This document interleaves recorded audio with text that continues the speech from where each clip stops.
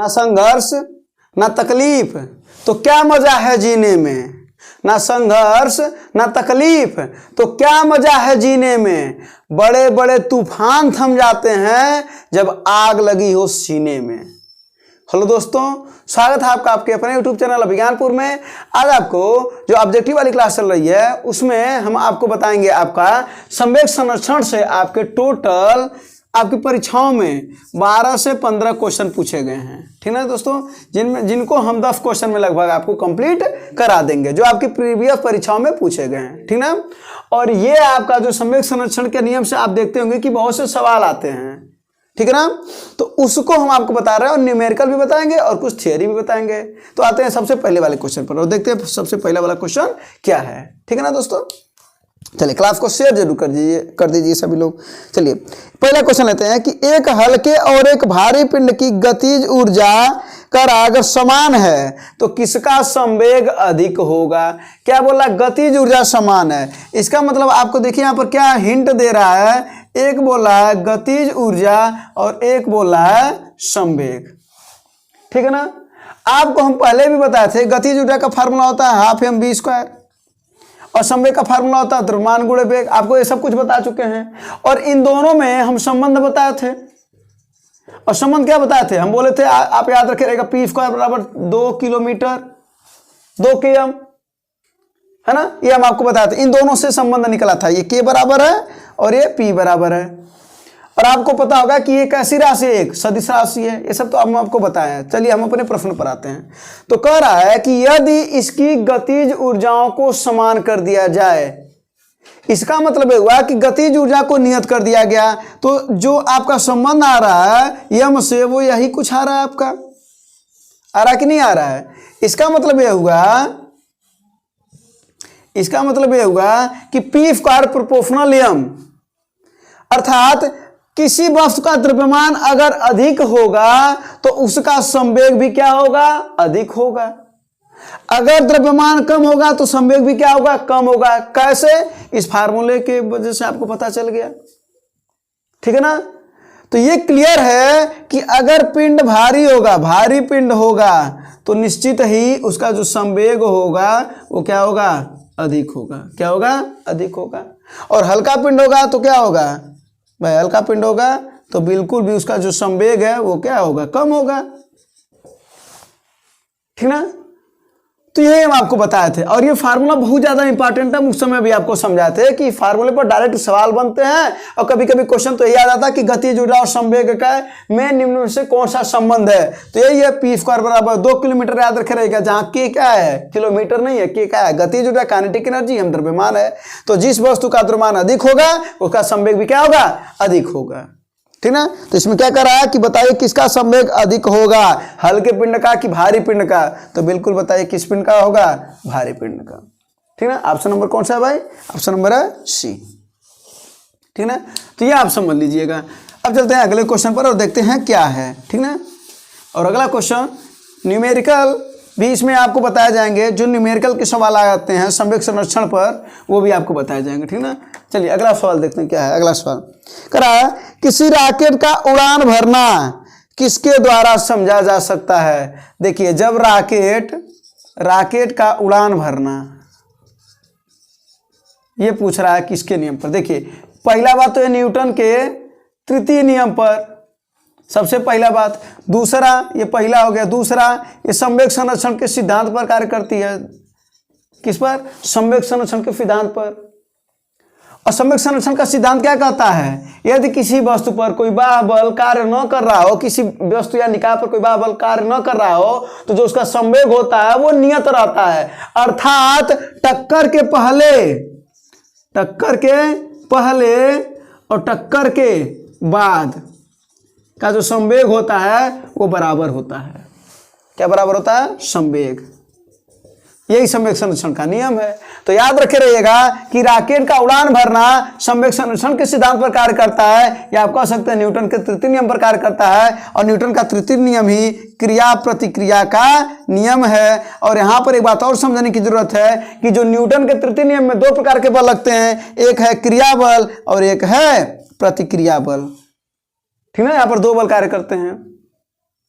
तो समझिएगा। और अगर बात कर रहे हैं कि संवेग की केवल, अगर बात करें संवेग, तो आपको बता दें कि संवेग कैसी राशि भाई, सदिश राशि है। अभी फार्मूला बताए हैं, इसका द्रव्यमान गुणे वेग को संवेग कहते हैं। बात करें इसके मात्रक की, तो किलोग्राम मीटर प्रति सेकेंड, ये इसका मात्रक है। संवेग की केवल बात कर रहे हैं हम। तो ये याद रखे रहेगा कि जो रॉकेट का उड़ान भरना है वो किस नियम पर, संवेग संरक्षण के सिद्धांत पर कार्य करती है। और अगर कभी पूछा जाए कि संवेग संरक्षण है क्या, तो टक्कर के पहले और टक्कर के बाद का जो संवेग होता है वो नियत होता है, ठीक है। और अगर बात करें न्यूटन के तृतीय नियम पर भी ये कार्य करता है। और अगर वहीं एक बात करें, देखिए अगर न्यूटन के द्वितीय नियम की बात करें, हम न्यूटन के द्वितीय नियम की बात करें, तो आपको पता होगा कि किसी वस्तु जो संवेग में परिवर्तन की दर लगाए गए बल के बराबर होती है। संवेग में परिवर्तन की दर लगाए गए बल के बराबर होती है। इसका मतलब आप कह सकते हैं कि संवेग में परिवर्तन की दर बल के बराबर होती है। लेकिन अगर क्वेश्चन कर दे कि बताओ केवल संवेग में परिवर्तन क्या होता है, तो संवेग में परिवर्तन होता है बल का आवेग, बल का आवेग। और ये दोनों क्वेश्चन पूछा गया है, ये दोनों क्वेश्चन याद रखे रहेगा। अगर क्वेश्चन कर देगा कि संवेग में परिवर्तन क्या होता है, तो आप कहोगे बल का आवेग। और अगर पूछेगा संवेग में परिवर्तन की दर क्या होती है, तो आप कहोगे बल होती है। और बल का मात्रक आपको पता है, न्यूटन, कई बार पूछा गया है, ठीक ना।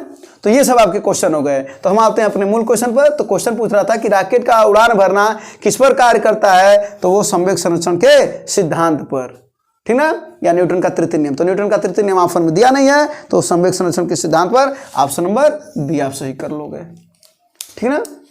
चलिए, आपको इतनी बातें समझ में, और सब बातें आप नोट भी कर लीजिएगा, ठीक है। चलते हैं अगले क्वेश्चन पर चलते हैं और देखते हैं कि अगला क्वेश्चन क्या है। कुछ न्यूमेरिकल भी आते हैं, जैसे पिस्तौल से गोली को जब दागना होता है तो वो क्वेश्चन आते हैं आप में, और उन सब क्वेश्चन को भी आपको करा दे रहे हैं ताकि आपको समझ में वो क्वेश्चन आ जाए। और अगर कभी भी आपकी परीक्षा में आए तो आप उसको छोड़ करके न आए, लगा करके आए और अपना सिलेक्शन ले करके आए, ठीक ना। तो कुछ क्वेश्चन अभी आएंगे, आगे बता रहे हैं। अगला क्वेश्चन देखिए क्या करा है कि एक शैल के विस्फोट के बाद, शैल माने एक पत्थर, एक पत्थर के विस्फोट के बाद कई टुकड़े अलग अलग दिशाओं में उड़ जाते हैं, तो इस स्थिति में क्या संरक्षित रहता है, जरा बताइए। पहला ऑप्शन दे रखा स्थितिज ऊर्जा। क्या स्थितिज ऊर्जा संरक्षित रह सकती है? बिल्कुल भी नहीं। क्यों? क्योंकि उसमें क्या होने लगेगी, जब पत्थर में जब हम बम लगाएंगे तो उसके टुकड़े गति करने लगेंगे, तो गति के कारण गतिज ऊर्जा होती है, तो स्थितिज ऊर्जा तो संरक्षित रहेगी नहीं।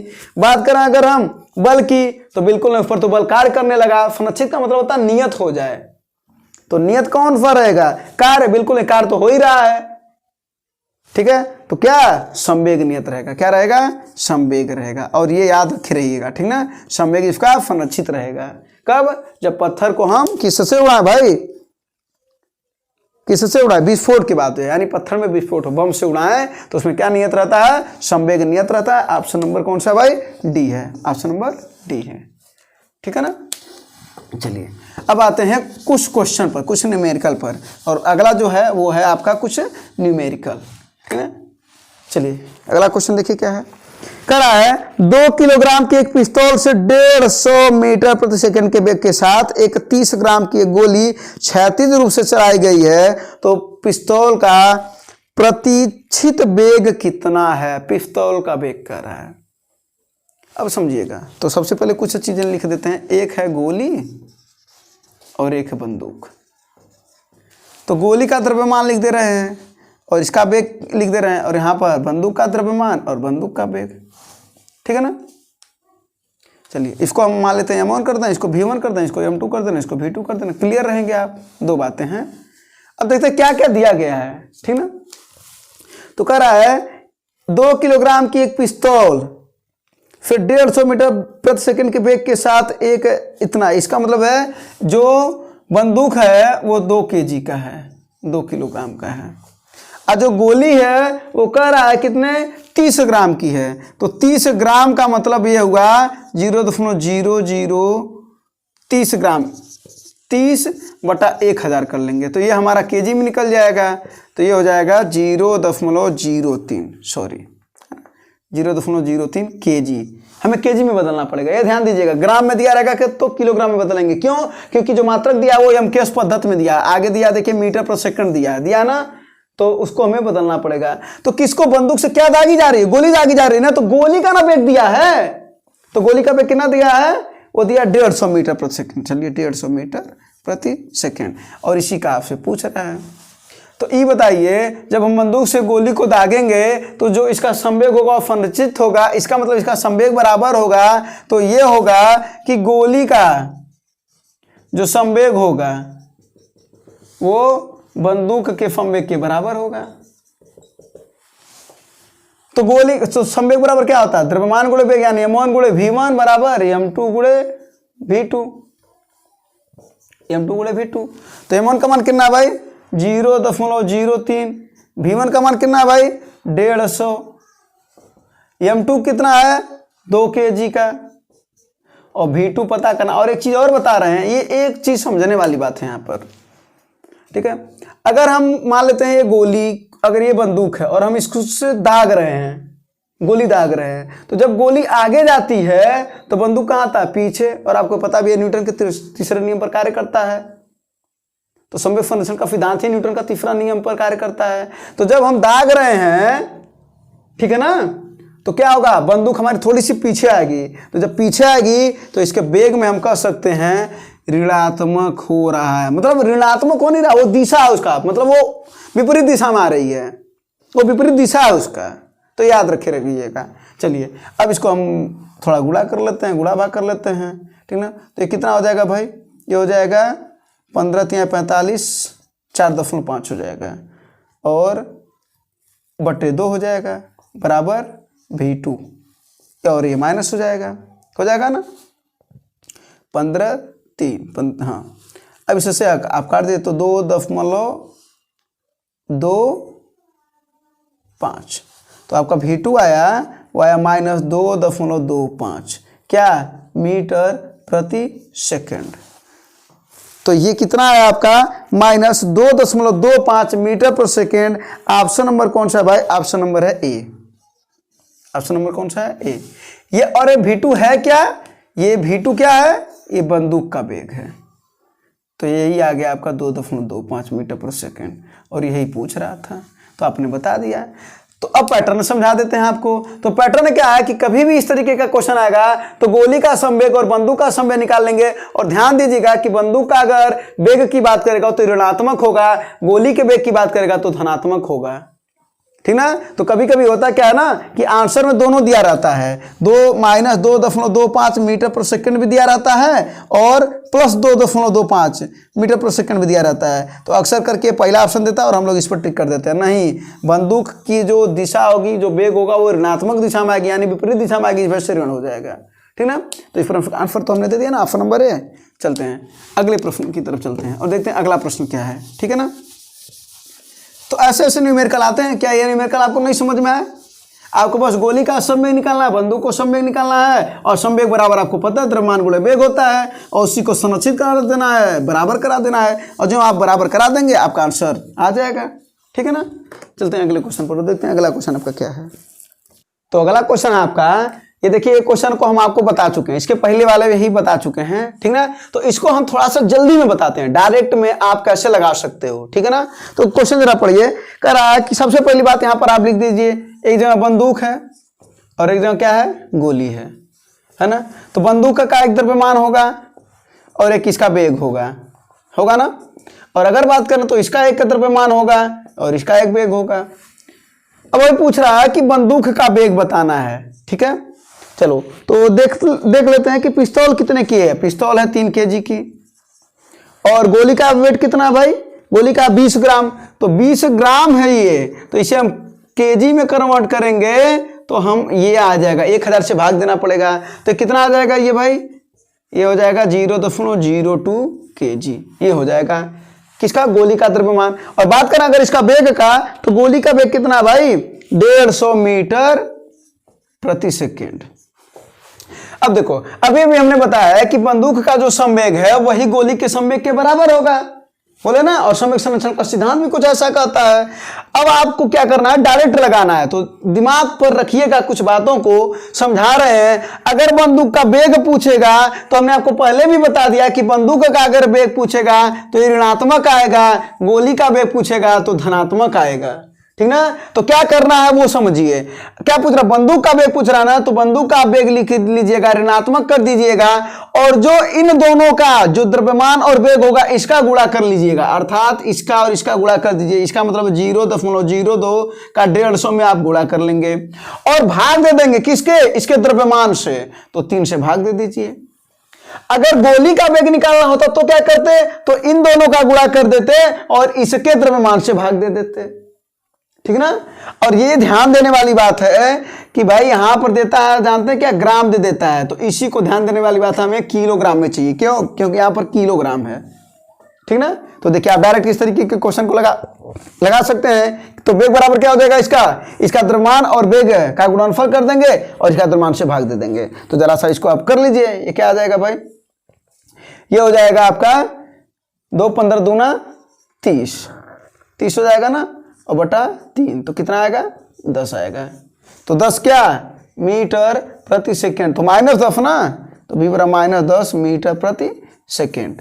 तो कौन सा ऑप्शन है भाई इसका, इसका है नहीं, यहाँ पर कुछ गलती किए हैं, 1 मिनट रुक जाइए, यहाँ पर गुणा में कुछ गलती किए हैं, ठीक है। तो यहाँ पर क्या हो जाएगा, ये देखिए जरा सा, ये हो जाएगा 0.2 और 15 दूना 30, तो हो जाएगा ये 3 होगा, हाँ ठीक है। चलिए तो कितना आ जाएगा, ये 1 मीटर, -1 मीटर प्रति सेकेंड। तो ये किसका वेग होगा, बंदूक का, ठीक है ना। तो ये हो जाएगा -1 मीटर प्रति सेकेंड। तो कौन सा है ऑप्शन भाई, वो है आपका बी, ऑप्शन नंबर बी, ठीक है ना। तो देखिए आपको करना क्या है वो समझ में आया आपको।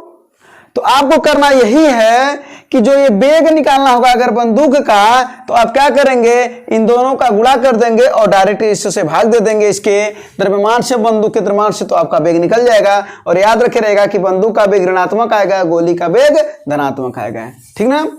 चलिए ऐसे क्वेश्चन को दे देंगे हम आपको प्रैक्टिस करने के लिए, ठीक है ना।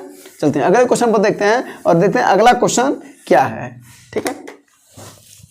चलते हैं अगले क्वेश्चन पर और अगले क्वेश्चन को देखते हैं। यहाँ देखिए कह रहा, अच्छा क्वेश्चन है, कह रहा 10 मीटर प्रति सेकंड के गतिमान एक 2000 kg का एक ट्रक, ठीक ना। इसका मतलब एक देखिए, एक ट्रक है, एक कार है। चलिए यहाँ पर लिख लीजिए, एक ट्रक और एक है कार, ठीक ना। तो एक ट्रक का द्रव्यमान होगा और एक इसका द्रव्यमान होगा, एक इसका वेग होगा और एक इसका वेग होगा। देखिए अलग अलग कर लीजिए, ठीक ना, अलग अलग किए रहेंगे, अभी आसानी हो जाएगा आपके लिए। तो देखते हैं ट्रक का द्रव्यमान कितना भाई, ये है 2000 kg, वेग कितना है ट्रक का, ट्रक का है 10 मीटर पर सेकेंड, 10 मीटर पर सेकेंड। क्या कह रहा है, कह रहा है कि एक कार से टकराता है। तो यह कार से, एक ट्रक है जिसका वेट है 2000 kg और 10 मीटर पर सेकंड से जा रही है, और कार क्या हुआ था, रुका था। तो इस समय जो कार अगर रुका हुआ था तो इसका वेग क्या था, 0 ही तो था। और कार रुका रहेगा, स्थिर रहेगा, तो इसका मतलब वो 0 था। तो कार क्या था, स्थिर था, तो उस दशा में इसका जो वेग था वो 0 था। अब जब ट्रक वाला कार को टक्कर मारा तो पूछ रहा है इसका द्रव्यमान कितना होगा, वही आपको बताना है। इसका मतलब ये हुआ, अब यहां पर अगर हम आपको एक कंडीशन बनाएं तो कंडीशन ये कह रही है कि ये है ट्रक, ठीक है ना, और ये है कार। अब जब इसको टक्कर मारा तो टक्कर के पहले क्या, तो जब टक्कर मारा ये, तो क्या किया, ट्रक वाला जो है, ये ट्रक ये कार को घसीटते हुए ले जा रहा है आगे। तो वही पूछ रहा है कि और जब ये ले जा रहा है, जब ये कार को घसीटते हुए यहां से ले जा रहा है, तो इस दशा में जो कार का वेग है वो हो जा रहा है 8 मीटर पर सेकेंड, बाद में टक्कर के बाद, ठीक ना। तो टक्कर के पहले का संवेग निकाल लीजिए। तो यहां पर हम कहेंगे टक्कर के पहले का संवेग बराबर टक्कर के बाद का संवेग। कहेंगे कि नहीं कहेंगे, बिल्कुल कहेंगे। तो देखिए टक्कर के पहले का संवेग क्या था भाई, टक्कर के पहले था m1 v1 plus m2 v2। और जब ये दोनों लोग टकरा गए तो ट्रकवा उसके साथ में न ले जा रहा है, तो जब साथ में ले जा रहा है तो क्या हो जाएगा, m1 प्लस m2, और इन्हीं का वेग एक ही ना होगा क्योंकि एक ही वेग से जा रहा है और वेग है 8 मीटर पर सेकंड से, ठीक ना। तो अब देखिए क्या कर लेंगे, अब m1 का मान रख लीजिए, तो हो जाएगा ये 2000 अगुड़े v1 का मान है 10, और ये क्या हो जाएगा, ये m2 m2 ज्ञात करना है, लेकिन v2 क्या है, 0 है, तो इसका मतलब ये हो जाएगा 0 हो जाएगा ना। और यहाँ पर देखिए m1 प्लस m2, m1 कितना भाई, ये है 2000, ये है 2000 प्लस m2, यही तो ज्ञात करना है, यही ना ज्ञात करना है। अभी कितना है, ये है 8 मीटर, क्योंकि वो 8 मीटर से घसीटते हुए ले जा रहा है उसको। तो जरा कर लीजिए, तो कितना हो जाएगा, ये आ जाएगा आपका 20,000 बराबर 8 गुणे 2000 प्लस m2 हो जाएगा ना। अब इसको आप कुछ काट लीजिए यहाँ पर, तो गुणा भाग करेंगे तो क्या हो जाएगा, ये 4 दूना 8 और 4 पच्चे 20, ये हो गया 5000, और 2 से इसको काटेंगे तो ये हो जाएगा आपका 2500। तो 2500 बराबर आ जाएगा आपका 2000 प्लस m2, और जब इधर आएगा तो क्या हो जाएगा, m2 बराबर वो हो जाएगा आपका 500 क्या kg, और m2 क्या है, m2 क्या है, यही है कार। इसका मतलब आपका m2 कितना आया, तो m2 आया आपका 500 kg, और यही पूछ रहा था। अब इसका पैटर्न समझ लीजिए, एक ट्रक था, एक कार था, ट्रक का द्रव्यमान वेग दिया था जो भी है, और कार स्थिर था, तो इसका भी वेग दिया, द्रव्यमान पूछ रहा था। तो ट्रक ने कार को टक्कर मारा, और जब टक्कर मारा तो 8 मीटर प्रति सेकंड के वेग से चल रहा है, तो हमने क्या कर लिया, इसका संवेग संरक्षण का सिद्धांत लगा दिया। तो संवेग संरक्षण का सिद्धांत लगा दिया तो हमें क्या आया, m2 का मान आ गया, यानी कार का द्रव्यमान पता चल गया। तो आ गया 500 kg, और ऑप्शन नंबर कौन सा है भाई, 500 kg, ऑप्शन नंबर सी, ठीक है ना। तो आपको पैटर्न समझना है, बाकी कैलकुलेशन है ना, तो आपको पैटर्न समझना है। अगर पैटर्न समझ में आ गया कि टक्कर के पहले का संवेग है और टक्कर के बाद दोनों एक ही साथ तो चलेंगे ना, तो द्रव्यमान एक ही साथ चल रहा है, और वेग जो इनका है वो 8 मीटर प्रति सेकंड दिया है, तो उस वेग से दोनों लोग चल रही हैं। सॉरी यहाँ पर वेग एक ही वेग से चल रही हैं, ठीक ना, द्रव्यमान इनका अलग अलग है। चलते हैं अगले क्वेश्चन पर, देखते हैं कि अगला क्वेश्चन क्या है, ठीक है। तो ऐसे क्वेश्चन आपकी परीक्षाओं में पूछे गए हैं, लेकिन हाँ अब आप कहेंगे ये इतना बड़ा सवाल, इससे बढ़िया वहां पर छोड़ दिया जाए। ना ना ना, अगर आपको समझ में आया है तो छोड़ने की जरूरत नहीं पड़ेगी। आपकी स्पीड मेंटेन इतनी होगी कि इस सवाल को अगर आप समझे होंगे तो आप जल्दी में कैलकुलेशन कर लेंगे, तुरंत आप संवेग फंक्शन का सिद्धांत लगा देंगे, ठीक ना, आ जाएगा आंसर। चलते हैं अगले क्वेश्चन पर, चलते हैं और देखते हैं कि अगला क्वेश्चन क्या है आपका। हाँ देखिए अगला क्वेश्चन है, फिर वही वाला क्वेश्चन है। देखिए 3 kg की पिस्तौल 150 मीटर प्रति सेकंड के वेग से जा रही है, और 30 ग्राम की गोली है, और कर आप प्रतिघाती वेग बताइए। प्रतिघाती वेग माने वही, एक होता घात, एक होता प्रतिघात, सुने भी होंगे। एक क्रिया प्रतिक्रिया का नियम है, एक क्रिया और एक प्रतिक्रिया, ठीक ना। तो इस वाले सवाल का आंसर आप सभी लोग बताइएगा कमेंट बॉक्स में, क्योंकि ऐसा 2 सवाल हम बता चुके हैं, ठीक है। तो इसका उत्तर आप कमेंट बॉक्स में बताइएगा, ठीक है ना। और यहाँ पर किसका वेग पूछ रहा है, पिस्तौल का प्रतिघाती वेग कितना होगा, तो जाहिर सी बात है ऋणात्मक होगा, क्योंकि हमें पता है। तो क्या करेंगे, एक बंदूक का संवेग निकालेंगे और उसी को हम कर देंगे पिस्तौल के संवेग के बराबर। और अभी हमने बोला है कि पिस्तौल का जब वेग निकालेंगे तो क्या कर देंगे, उन दोनों का गुणा कर देंगे, किसका, बंदूक के द्रव्यमान का और वेग का, और इसके द्रव्यमान से भाग दे देंगे हम, ठीक है ना। तो इस क्वेश्चन का आंसर आप लोग बताइएगा कमेंट बॉक्स में। चलते तो अगला क्वेश्चन और लास्ट क्वेश्चन, ठीक है ना, इस सेशन का। और देखिए क्वेश्चन को पढ़िए जरा सा, ये क्वेश्चन आपको एकदम पूरा बड़ा लग रहा होगा, लेकिन अभी देखिएगा आप शॉर्ट तरीके से इसको कैसे लगाते हैं, ठीक ना। तो आपको क्वेश्चन क्या कर रहा है कि 12 ग्राम द्रव्यमान की गोली को एक राइफल से दागा जाता है। इसका मतलब है कि जो गोली का जो द्रव्यमान दे रखा है वो कितना दे रखा है, 12 ग्राम। और अगर हम इसी को चेंज कर लें किलोग्राम में तो ये हो जाएगा 12/1000। तो जो आपका द्रव्यमान आएगा 0.012 किलोग्राम, ये आ गया द्रव्यमान किसका, गोली का, ठीक है ना। और कहता है गोली इसके बैरल से होकर जाने में इतना समय लगाती है, यानी एक समय लगा रही है, तो 0.006 सेकेंड समय लगा रही है, टाइम लगा रही है, ठीक ना। और उसके बाद से क्या करा भाई, जब टाइम लगा रही है तो इसे 300 मीटर प्रति सेकंड के वेग से छोड़ती है।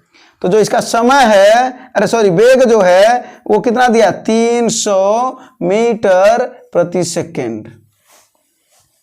और पूछ रहा है तो हमें जरा बताइए बल कितना होगा। अब आप बताइए कि बल अगर पूछ रहा है तो हमको पता है कि F बराबर होता है m गुणे यानी द्रव्यमान गुणे त्वरण, है ना।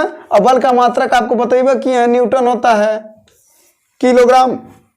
किलोग्राम मीटर प्रति सेकंड स्क्वायर होता है, इसे मात्रक है ना इसके। चलिए मात्रक का बात यहाँ पर नहीं कर रहे हैं, तो यहाँ पर क्या हो जाएगा यम ई। बताइए यहाँ पर त्वरण नहीं दे रखा है, तो त्वरण बराबर होता है वेग में परिवर्तन बटा समय। इसका मतलब हम लिख सकते हैं कि वेग बटा समय लिख सकते हैं ना, क्योंकि हमारा जो वेग में परिवर्तन हो रहा है वो 300 मीटर पर सेकंड के बराबर हो रहा है। तो यहाँ पर जरा देखिए द्रव्यमान कितना दे रखा है, ये है आपका 0.012 द्रव्यमान दे रखा है। वेग कितना दे रखा है 300 दे रखा है। समय कितना दे रखा है 0.006, यही तो समय है ना, तो 0.006 समय दे रखा है। तो जरा आप देखिए यहाँ पर भी 3 अंक पर दशमलव है, यहाँ पर भी 3 अंक पर दशमलव है, तो इसको क्या कर लेंगे हटा लेंगे, तो जाएगा 12 गुणे 300 बटा 6, 6 दूना 12 और 3 दूना 600, क्या भाई न्यूटन, यानी 600 न्यूटन का बल लगेगा। अब देखिए इस सवाल में क्या था, आपको बल ज्ञात करना था, और सबसे पहले जो ज्ञात करना होता है ना उसी को पकड़िए, वहीं से सवाल आएगा। तो क्या ज्ञात करना था बल, तो बल बराबर होता है द्रव्यमान गुणे त्वरण होता है।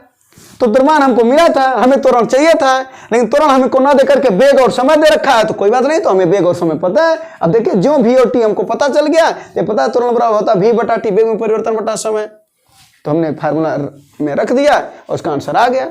ठीक है, तो ऐसे क्वेश्चन आपकी परीक्षाओं में पूछे जाते हैं और आप इससे झूठ में डरते हैं, ठीक ना, तो इन सब क्वेश्चनों को आप लगा सकते हैं। चलिए दोस्तों, क्लास को लाइक कर दीजिएगा, शेयर कर दीजिएगा, सब्सक्राइब अभी भी नहीं किए हैं तो कर दीजिएगा, ठीक ना। और अभी भी जो भी सीरीज है पूरा का पूरा आपको कंप्लीट कराया जाएगा, फिजिक्स और केमिस्ट्री ये सब आपको पूरा कंप्लीट कराया जाएगा, ताकि आपका जो रेलवे के ग्रुप डी जो एग्जाम हो रहा है उसमें जो साइंस में है आपका नंबर अच्छा आए। ठीक है दोस्तों, धन्यवाद, जय हिंद।